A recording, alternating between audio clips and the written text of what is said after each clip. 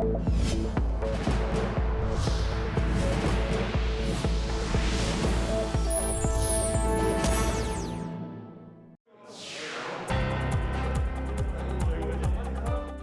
유쾌한 반란.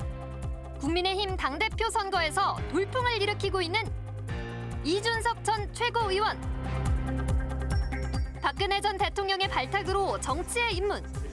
미래통합당 최고위원 역임.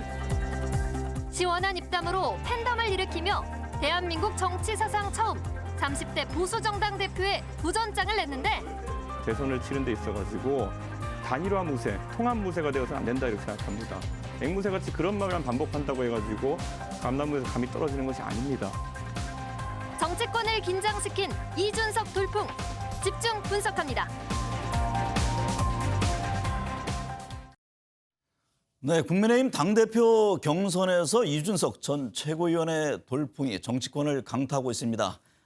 이 자리에 모셔서 직접 얘기를 나눠보겠습니다.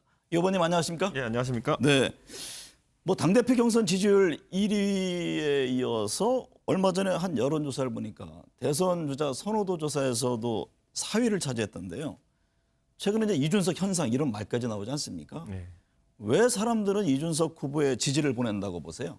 기본적으로 저희가 사실 여의도 정치권이 간과하면 안 되는 것은 지금 대선 지지율 여야에서 각각 범여권, 범야권에서 1위하고 계신 분들이 네. 여의도 정치를 경험하지 못하신 분들입니다. 그리고 저도 지금 아직까지 원내 진입에 실패한 원외 정치인이고 이런 것들이 과연 국회를 중심으로 한 여의도 정치가 대한민국의 문제를 해결하는데 국민들의 인정을 받지 못했다라는 네. 것을 의미하는 것이기 때문에 큰 변화와 혁신이 필요하고 어쩌면 내년 대선이라고 하는 것도 그 변화와 혁신의 속도전 경쟁이 아닐까. 네. 여야에서 먼저 저희 보수 진영에서 제 이번 전당대회 선전으로 이제 스타트를 끄는 것이 아닐까. 그 정도의 네. 해석을 하고 싶습니다. 지금 당대표 후보 경선 토론회가 이어지고 있는데 네. 후보들이 이구동성으로 내년 정권 교체를 얘기합니다. 그러기 위해서는 야권 후보 단일화가 중요한 과제인데 지금 이제 외부 인사 영입이냐 아니면 스스로 자강론이냐 이거에 대해서 후보들 간의 견해 차이가 분명히 있습니다. 이 후보는 어떤 생각을 염두에 두고 있죠? 저는 기본적으로 문재인 정부에 대해서 예를 들어서 부정적인 인식을 갖고 있다든지 아니면 네. 문제의식을 갖고 있는 분들이라고 한다면은 당연히 범야권으로 이제 단일 후보로 선출되기 위한 노력을 경주할 것이다 이렇게 보고요. 저희 당은 역량을 갖춘 당입니다. 지난 서울시장 보궐선거에서도 사실 단일화 경쟁을 통해서 저희 당의 후보가 출마를 하게 됐고 네. 실제로 중도층의 표심까지 끌어안으면서 큰 어떤 승리를 했거든요. 그렇기 때문에 만약 내년 대권에 관심이 있는 범야권의 야심가라고 한다면은 당연히 저희 당과 함께 조기에 함께하는 것으로 그 대선 행보를 시작해야 되지 않을까 네. 그런 생각을 하고요. 마침 뭐 안철수 대표 같은 분들도 합당에 대한 강한 의지를 보이고 계시고 그리고 윤석열 총장 같은 경우에도 뭐 제3지대 구축보다는 입당해가지고 경선을 치는 것에 관심이 있는 것으로 보이기 때문에 네. 제가 처음부터 이야기했던 자강론의 범주에서 크게 벗어나지 않는 그런 상황인 것 같습니다. 네. 근데 나경원 후보는요, 이 후보와 안철수 대표 악연을 들면서 이게 통합에 적합하지 않다 이런 지적을 하던데 이 후보가 대표가 됐을 경우 국민의힘과의 당대당 통합 또 여러 당 안팎에 흩어져 있는 후보들 단일화 문제 이 부분에 대한 어떤 보관을 갖고 계세요? 저는 뭐 안철수 대표와 제가 바른미래당에 있을 때 당 운영 방식이나 공천에 관해 가지고 다툰 적은 있으나 그것은 철저히 저는 사적인 영역이다 이렇게 보고요. 저는 공적인 영역에서 제가 당을 대표하게 된다면은 네. 이미 저희 당의 주호영 원내대표께서 원내대표 시절에 합의하고 또 우리 안철수 대표께서도 말씀하신 것처럼 우리 당은 조건 없이 안철수 대표의 그 입당에 대해 가지고 또는 합당에 대해 가지고 뭐 당연히 찬성해야 하고요. 또한 안철수 대표께서는 처음에 서울시장 선거를 앞두고 본인이 공언하셨던 것처럼 지분 요구 등을 하지 않겠다라는 약속을 지켜주시면은 저는 둘 간에 이견은 없을 것이다. 저는 이런 생각을 합니다. 다만 최근에 급하게 당 조직을 뭐 만드는 모습을 보인다든지 이런 것들은 물론 안철수 대표의 어떤 사정이 있기 때문에 들어봐야겠지만은 자칫 잘못하면은 오해를 살 수 있는 부분이 있기 때문에 그건 제가 혹시 당 대표가 된다고 하면은 허심탄회하게 국민의당 측과 대화를 하도록 하겠습니다. 네. 당대표 경선을 펼치고 있는 후보들이요. 지금 뭐 이구동성으로 윤석열 전 검찰총장 영입을 얘기하고 있는데 뭐 현충일 메시지도 냈고 윤 전 총장이 조만간 국민의힘에 입당할 것으로 보세요? 저는 윤 전 총장 입장에서는 지금 사실 정치 경험이라는 것도 저와 비슷하게 지적을 받고 있는 부분이 있고 네. 또 거기에 더해가지고 대선이라고 하는 것은 매우 큰 조직이 필요한 그런 선거입니다. 일례로 만약에 단일화론에 근거해가지고 제3지대론을 펼치게 된다면은 저희가 대한민국의 최근 한 20년간의 선거를 되짚어봤을 때 네. 단일화론을 통해 가지고 마지막 단일화 근처에라도 가본 분이 딱 두 분 있습니다. 정몽준 대표와 그리고 안철수 대표거든요. 네. 이 두 분의 공통점 또는 특징이 뭔지는 아마 시청자분들께 잘 아실 텐데요. 이 대선 과정에 수반되는 수많은 비용을 자력으로 부담 가능한 분들이라는 네. 특징이 있습니다. 그래서 윤석열 총장의 어떤 여러 재반 상황을 봤을 때 진짜 안철수 대표가 서울시장 선거 때 말했던 것처럼 2번으로 나가면 떨어지고 4번으로 나가면 붙는다. 네. 뭐 이런 상황이면 모르겠으나 이미 저희 당은 그 서울시장 선거에서 상당한 당세와 그리고 또 2번으로 나가도 붙을 수 있다는 걸 입증했기 때문에 아마 윤석열 총장의 고민은 과거 안철수 대표의 고민보다는 좀 덜할 것이다 이렇게 생각합니다. 네. 윤 전 총장이요. 장모가 누구에게 10원 한 장 피해 준 적 없다. 이 발언을 두고 여러 논란이 일고 있는데 네. 여권에서는 잘못이 있으면 수사라고 해야지 그게 말이 되느냐 이런 이제 공박을 했는데 윤 전 총장의 장모 관련 발언에 대해서 이 후보는 어떤 견해인가요?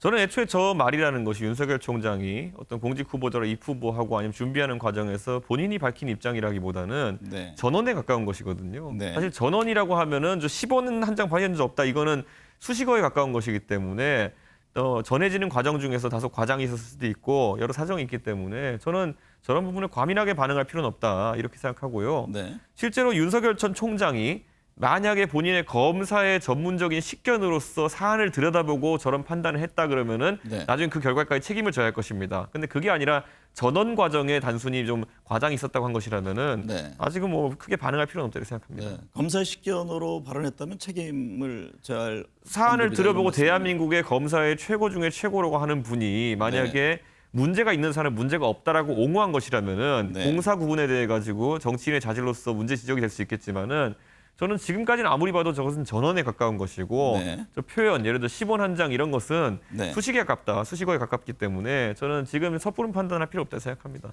윤석열 전 총장이요. 박근혜 전 대통령 수사와 재판에 대해서 입장을 밝혀야 하는 것인지 유승민 전 의원은 일전에 이 30년 구형에 대해서 너무 과했던 것 아니냐 이런 지적을 한 바가 있는데요. 그거에 대한 입장을 내놔야 한다고 보세요? 저는 기본적으로 검사의 구형도 있지만은 결국 법원의 판단도 있고 이 사안은 치열한 법리 다툼을 통해 가지고 대법원에서 이미 상당한 형량이 판결이 난 상황입니다. 네. 그렇기 때문에 유승민 의원의 지적도 일리는 있지만은 어쨌든 대법원 판결에 대해 가지고 큰 이의를 제기하기는 어렵다 그렇고요.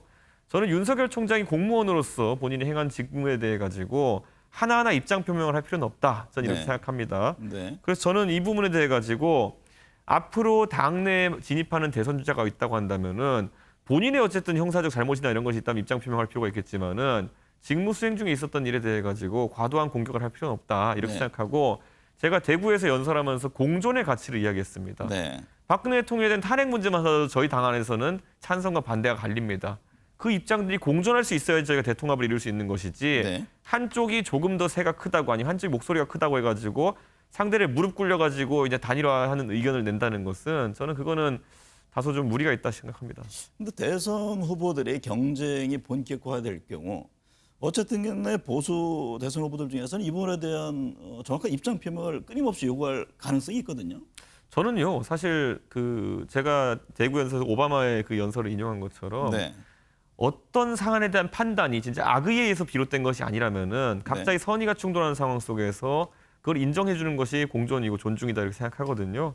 저는 기본적으로 뭐 나경원 대표께서 계속 이 통합에 대해 가지고 용광로론을 펼치십니다. 네. 용광로라는 게 무엇이겠습니까? 여러 가지 금속이나 아니면 원광석을 때려 넣어 가지고 하나의 어떤 샘물을 뽑아내는 과정 아니겠습니까? 저는 대선 주자들이 경선을 치르는 과정 중에서 각자의 고유한 의견과 특성이 살아 있어야 된다고 생각합니다. 네. 저는 그래서 용광로론에 만약 뭐 반대되는 입장으로 이야기한다면은 저는 비빔밥론을 펼치겠습니다. 비빔밥론. 우리 전통 음식 비빔밥이라고 하는 것은 밥 위에다가 여러 가지 고명이 각자의 색채와 그리고 식감 이런 것을 유지하면서 얹혀야지 이제 비빔밥이 되는 것이거든요. 네. 비빔밥을 전부 다 갈아버리면 그게 뭡니까 그게? 그게 비빔밥입니까? 네. 그러니까 입장은 다양하게 공존할 수 있어야 된다. 저는 네. 그렇게 비빔밥론을 차라리 펼치겠습니다. 말씀하셨듯이요. 이 후보께서 이제 박근혜 전 대통령 탄핵에 대해서 정당했다. 사면 요청도 하지 않을 것이다. 이런 입장을 냈는데 이 부분에 대해서 유승민 전 의원이라든가 윤석열 전 총장을 고려한 발언 아니냐 이런 정치적 해석이 있습니다. 저는 제가 봤을 때 이 주장은 네. 아직까지 열거되지도 않은 수많은 우리 대선에 관심 있는 주자들에게 네. 공정한 경쟁의 틀을 열겠다는 취지로 이해하시면 될 것 같습니다. 네. 예를 들어서 공존이라고 하면요. 탄핵에 대한 입장이 갈릴 수는 있겠지만은 그 다름을 인정하는 그 자세고요. 통합의 기본이라고 저는 생각합니다. 네. 제가 탄핵 문제만 언급했지만 그 외에도 경제관에 있어서도 지금 언급되는 후보들은 굉장한 차이가 있고요. 네. 안보관에 있어서도 상당한 스펙트럼이 있는 것으로 알고 있습니다. 네. 이 다름이 공격받지 않아야지만 아까 말씀드렸던 것처럼 비빔밥이 계란은 노란색이 유지될 수 있는 것이고 당근은 빨강색이 유지될 수 있는 것입니다. 네. 이게 자칫 잘못해서 단일 대우로 가자 이런 식으로 가버리면요. 갈아버리면 그건 먹을 수 없는 음식이 돼버립니다. 네, 각각의 영역 속에서 나중에 덧셈의 공간을 만들어야 된다. 그렇습니다. 그런 예. 주장이군요. 여권 일각에서요. 이재용 삼성전자 부회장 사면이 필요하다 이런 의견을 내놨는데 이 후보는 이 부회장 사면에 대해서는 어떤 입장이세요? 저는 이 부회장에 대한 사면 입장에 대해서는 지금 처음에 이야기가 나온 것이 백신 수급과 관련해서 이 부회장이 기여가 가능하냐. 네. 예전에 이건희 회장이 사실 동계올림픽이나 스포츠 유치에 관해서 개인의 국가에 대한 기여가 가능하기 때문에 그런 것을 좀 하자는 여론이 일었던 것처럼 이재용 부회장도 그런 것에 대한 기대가 있었으나 네. 백신은 이미 약간 그 국면이 지나간 걸로 보입니다. 그렇기 때문에 이미 이재용 부회장은 형기의 50% 이상을 마친 상태이기 때문에 저는 오히려 국민적으로 봤을 때 가석방이라든지 다른 절차를 염두에 두는 것이 어떠냐 저는 네. 그런 생각하고 이거는 정부의 영역이기 때문에 정부가 전향적인 판단을 했으면 좋겠습니다. 왜냐하면 네. 경제가 어려운 시기에 기업인들에 대한 어떤 그 가석방 조치라든지 이런 것은 충분히 경제 활성화에 대한 의지를 보이는 메시지가 될 수 있습니다. 네. 이번 당권 레이스에요. 이 신의 돌평이라는 이런 표현을 했습니다만 컷오프 결과를 보면은 이준석 후보만이 지금 남아 있는데 이게 과연 정치권의 세대 교체론이 실체가 있는 것이냐 아니면은 잠시 불고 사라질 것이냐 이 부분에 대한 입장은 어떠세요? 기본적으로 제가 그 연령상 가장 젊다 보니까 이 세대 교체라는 것이 화두가 되는 것으로 보이지만요. 네. 오히려 제가 생각하기에는 기존 정치인들과의 차별화된 지점은 논쟁을 피하지 않는다라는 그런 지점일 것 같습니다. 네. 여러 사회 이슈에 대해 가지고 정당이나 개인이 입장을 밝히고 국민들이 답을 요구하는 사안에 대해 가지고 두리뭉실하게 피해가지 않는 것이 지금 시대에 요구되는 정당과 정치인의 자세가 아닐까라는 생각하고요. 네. 저는 생물학적 연령보다도 오히려 그런 자세가 중요하다 보고 저희가 비대위를 거치면서 김종인 위원장에 대해 가지고 좋은 평가들이 있지 않았습니까? 네. 그런 것도 그분이 나이가 80이 넘으셨지만은 사안이나 이슈에 대해 가지고 적절한 표현들 하신다는 것에 기인한다 이렇게 네. 보고 앞으로 제가 만약 당 대표가 된다면은 우리 당이 사회 이슈나 아니면 정치적 이슈에 대해서 유불리를 따려가지고 외면하는 경우는 없도록 하겠습니다. 네. 대선 후보 지지율에서 3%가 나왔는데 그래서 이제 이준석 현상이 앞서 말씀하신 이제 세대 교체에 대해서는 굉장히 이제 포괄적 조심스러운 입장을 견지하셨습니다만 새로운 그러면 하나의 어떤 시대 교체를 이어줄 수 있을 것인지 이 점도 정치권의 관심 아닙니까? 아무래도 이번에 그 갤럽이라는 여론조사 기관에서 했던 조사가 사실 보면은 차기 정치 지도자 관련 조사거든요. 네. 그런데 일반적으로 이것이 통용될 때는 대권주자 여론조사로 이제 칭해지는 경우가 있는데 저는 이번에 뭐 헌법상으로도 대권에 나갈 수도 없고 나갈 생각도 없기 때문에 네. 이 조사에서 이름이 언급되는 것이 상당히 부담스럽습니다. 네. 왜냐하면 지금 저희 당 주자들 중에 훌륭한 분들이 많은데 제가 뭐 저렇게 3%라는 수치를 붙들고 있으면은 저희 당내 다른 주자들이 빛이 바라는 부분이 있기 때문에 네. 저는 저 해당 여론조사 기관에 전당대회 끝나면 좀 이름을 빼달라고 네. 이렇게 요청드릴 생각입니다. 또 출마 자격이 지금 40세 이상으로 네. 제한돼 있기 때문인데 이와 관련한 헌법 개정이 필요하다고 보세요? 저는 뭐 당연히 철폐돼야 될 조항이다 이렇게 보고요. 그건 저 때문이 아니라 지금 국회의원도 25살 이상으로 지금 제약이 걸려 있고요. 대통령은 40세 이상으로 걸려 있는데 네. 이것들이 과학적 근거를 찾기 어려운 수치입니다. 네. 우리가 일반적으로 성인을 따지는 기준과도 부합하지 않고요. 투표권을 주는 연령과도 부합하지 않습니다. 네. 그렇기 때문에 이건 철폐돼야 되는데요. 다만 이것을 하기 위한 원포인트 개헌을 하자라고 하는 주장은 실제 개헌에 대한 여러 가지 과제가 있는데 그런 주장을 하면 오히려 좀 오해를 살 수가 있습니다. 네. 그렇기 때문에 저는 차후에 정치권에서 국민들의 총의를 모아서 선거법 개정과 개헌에 대한 논의가 있을 때 이런 부분을 같이 논의했으면 좋겠습니다. 기회가 된다면 대선에 도전하십니까? 정치하는 사람들은 저는 대선에 도전하는 것을 항상 꿈에 가지고 있어야 된다 생각합니다. 그래야 자기 관리도 하는 것이고 자기 개발도 하는 것이고 오히려 저희는 지금까지 다선 의원이 되겠다 아니면 지역 밀착형 정치인이 되겠다 하시는 정치인분들이 자기 개발에 많은 투자를 안 하시는 모습 많이 봤거든요. 네. 그래서 저는 제가 정치를 하면서 항상 제가 더 국가를 위해 많은 기여를 할 수 있는 기회를 얻길 원합니다. 네. 하지만 지금 제가 뭐 대선을 언급할 정도로 학습이 되어 있다든지 아니면 국민들에게 지지를 받는 것이 아니기 때문에 저는 지금 언급할 수가 없습니다. 그걸. 장기적인 꿈은 대선 도전으로 이해를 하면 되겠네요. 원래 진급을 포기한 대령이 가장 무섭다고 하지 않습니까? 예. 지금 야권 안에서는 그 국민의힘이죠. 유승민 전 의원과 원희룡 제주지사가 대선에 좀 적극적이잖아요. 예. 그래서 좀 더 이게 지지율을 끌어올리는 이런 과제가 남아 있는데 어떤 보완이 있습니까? 저는 대선에 있어서 공정한 경쟁의 룰을 만드는 것은 만약 제가 당대표가 된다면 네. 지도부 역할이고요. 네. 다만 개별 주자의 약진에 있어가지고 지도부가 뭐 팀 전체 분위기를 띄우는 것 이상으로 개인을 띄우긴 참 어렵다 이런 생각을 합니다. 네. 그런데 최근에 제가 그분들의 언급하신 분들의 근황을 보니까 유승민 전 의원 같은 경우에는 이재명 지사와 본인의 경제적 전문성을 바탕으로 해가지고 복지에 관해서 또는 기본소득에 관해서 활발한 네. 논쟁을 펼치고 있고요. 그리고 원희룡 지사 같은 경우에는 특유의 젊은 세대와의 친화력을 통해 가지고 최근에 젊은 세대가 관심 갖는 가상화폐에다 직접 투자를 해보기도 하는 등 폭넓은 행보를 시작한 걸로 알고 있습니다. 네. 저는 우리 당이 이런 주자들의 행보가 더 부각되길 바라지만은 제가 개별 주자에게 어떻게 이득이 될 만한 그런 어떤 룰을 만들기는 어려울 것 같습니다. 네.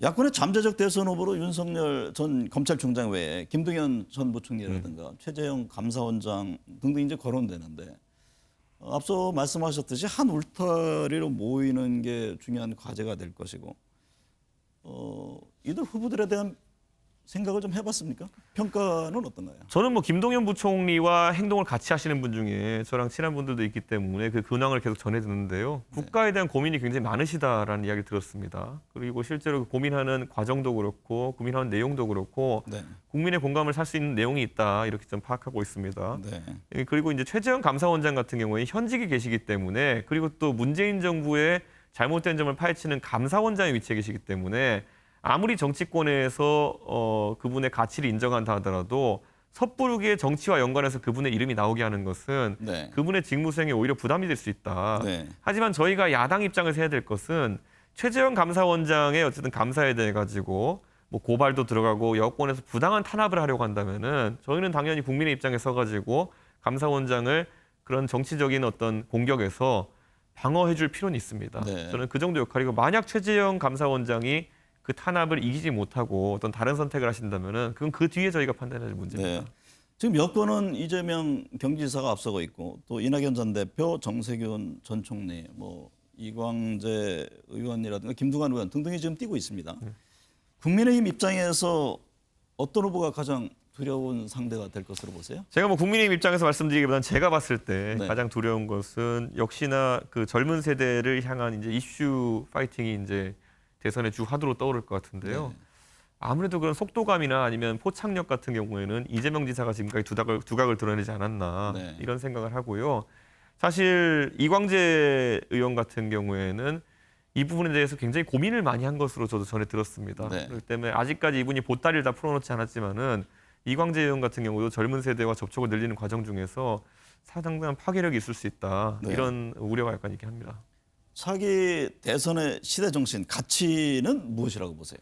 저는 비겁하지 않는 것이다 이렇게 봅니다. 비겁하지 결국 않는 것. 대한민국 지금 국민들의 어쨌든 민생이라든지 아니면 어떤 사회적인 어떤 갈등 지점 이런 것들을 매번 표 계산하고 아니면은 유불리를 따져가지고 가끔 무시하기도 하고 가끔 그냥 얼버무려가지고 던져놓기도 하고 이런 경우가 있는데 그 정도로 국민들이 여유롭지 않습니다. 당장 지금 코로나19로 인해 가지고 소상공인들 영업보상 문제만 하더라도 네. 지금 보면은 사실 국가를 위해서 그분들이 희생하셨는데도 불구하고 국가는 그분들을 위해서 뭘 해주는 걸 주저하고 있습니다. 네. 이게 만약에 고착화된다고 하면요. 나중에 더욱 위급한 상황이 발생했을 때 국가가 국민들에게 희생을 요청하고 또 네. 동참을 요청할 수 있겠습니까? 저는 이런 고리를 푸는 것에 시대정신이 있다 봅니다. 네. 헌정사 최초의 30대 보수정당 대표를 넘보는 이준석 후보의 거침없는 기세, 당권 레이스 승리 여부를 떠나서 새로운 시대 정신으로 시선이 옮겨지고 있습니다. 산업화, 민주화 세력의 오랜 갈등을 뛰어넘는 새로운 정치 패러다임으로 자리 잡을 것인지 주목됩니다. 오늘 함께해 주셔서 감사합니다. 네, 감사합니다.